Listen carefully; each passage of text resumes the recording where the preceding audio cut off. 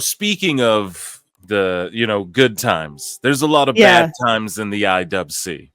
Yeah. And what do I mean by that? There's a lot of tribalism going on, whatever. We all partake in it. I had Alfred Konuwa on the show from Pro Wrestling Bits, and I'll be doing his thing. I think like tomorrow I'm doing something with him, or today, Time Cop. Cool. By the time this comes out, Time Cop, I'll be over on that channel. But he brings up like tribalisms and everything. So that's not even really a big deal, like Tony Khan and them want to be tribalist until, they want to be competition until people start forcing them to compete.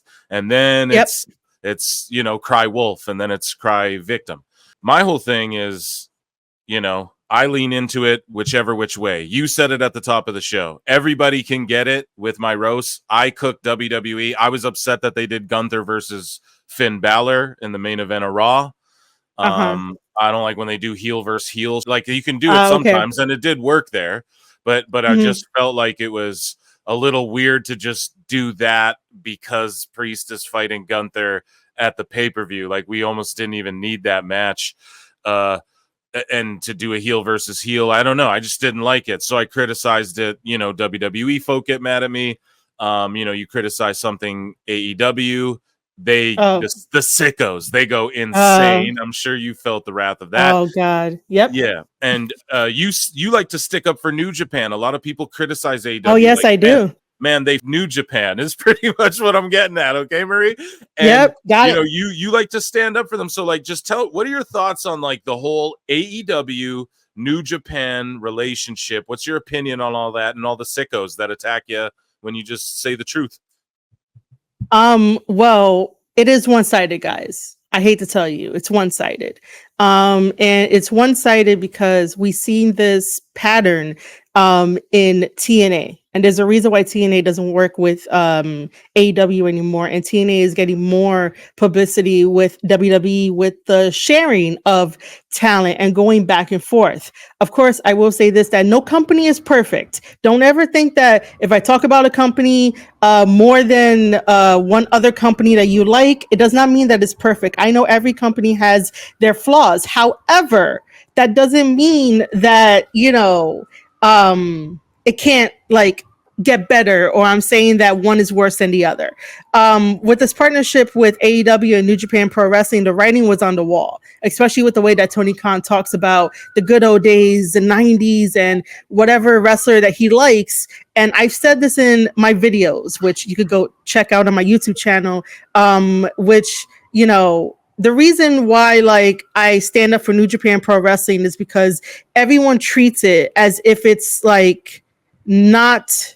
Why is my brain thinking comparable? That's not the right word, brain. It's not. People think that sometimes it's not competition because it's Japan is Japanese. But you have to understand that every single culture in the world of wrestling is different, and every single wrestling culture, so to speak, presents us with something different that we could all fall in love with.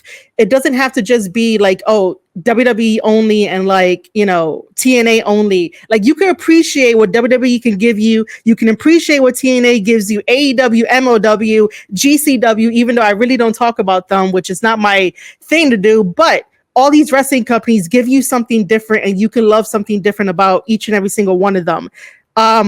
The partnership in particular tells me that Tony Khan is out to get wrestlers that already know what they need to do, rather than really building his own for the AEW brand. Now, people might come at me and be like, oh, well, AEW has the pillars.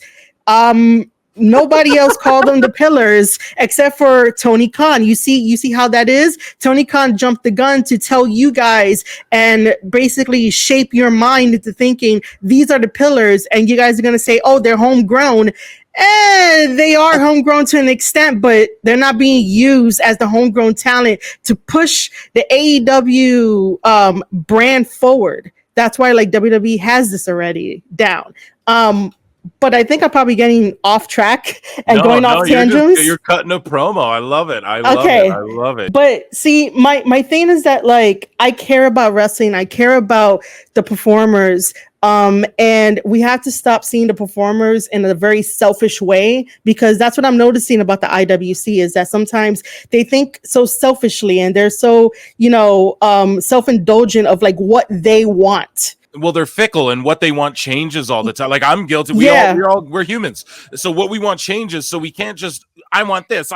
That's what kids do, right? So just as seemingly adults, I'm sure there's some 14-year-olds in there roaming around, but I'm just saying, as people who are grown and have been watching wrestling, a bunch of us, at least, if we're gonna have these opinions, and they should be mature enough to understand that their fickleness and their human nature shouldn't dictate like a creative endeavor. I don't know. Sorry, you were on something, but no, I was gonna jump off of that too. Like, it's not only that, right? It's a combination of what you just said. But when I talk about the IWC being selfish, is that if something is not given to them in the way that they plan, whenever they talk to other people, whether that's like in Discord, on Reddit, or anywhere else on the internet, that it has to be according to how they want it. Like, for example, when CM Punk shut down the journalist that was like, "Hey, I hope that you and Drew have your first match in a steel cage." That's like super fantasy booking, to the point where it's like it's serving you and your idea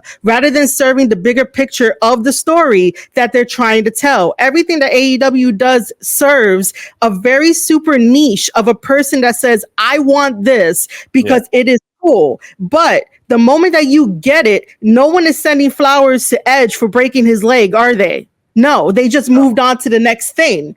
And that's what I mean when it comes to selfishness. And that's what I mean when it comes to this partnership of AEW and New Japan Pro Wrestling. Instead of buying a subscription at 999 yen, or maybe a little bit up, which is like $8 a month for New Japan Pro Wrestling to support Will Ospreay, to support Jay White, to support Okada, to support anybody else that Tony Khan takes, we will be having a healthier partnership between New Japan Pro Wrestling and AEW. But guess what? We're here. You said it perfectly. And that's, when New Japan goes to America and they're not drawing, and it's like the whole point of them partnering with someone is so that they can start drawing in America too. And it just shows you, like, to what you said. Do you guys really support this, or are you just, I don't know, a lot of the IWC, so I covered it on last night's live show. I cover it whenever I can.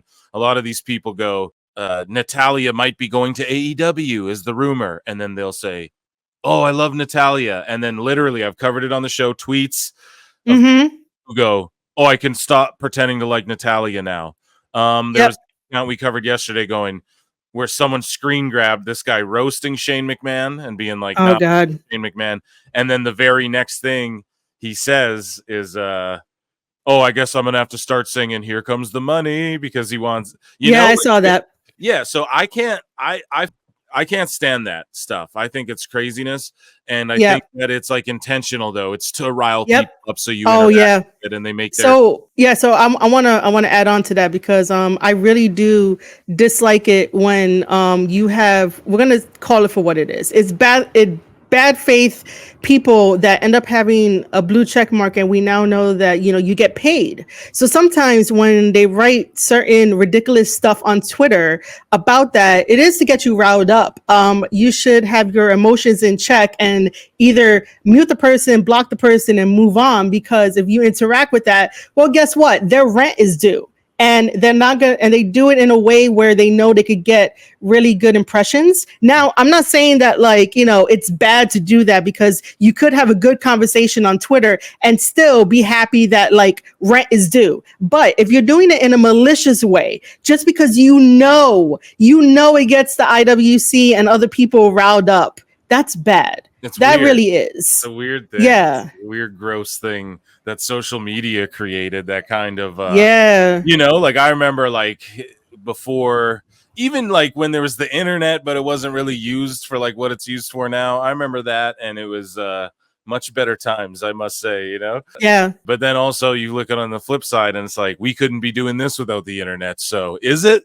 Who knows? That's true. That's true. However, the internet at this very moment, social media is a double-edged sword, right? Because you could be very good at what you do, but no one will bat an eye. The moment that somebody is negative for the sake of being negative because they know that they could get eyes on them, that's very like disingenuous to like everyone in the pool of creators, because now someone that wants to focus on something unique doesn't get it out there because everyone is focused on let's dogpile on this guy or this person, I should say, not this guy, this person, because we don't know what this person is or whatever, right? I'm sure you're not talking about me.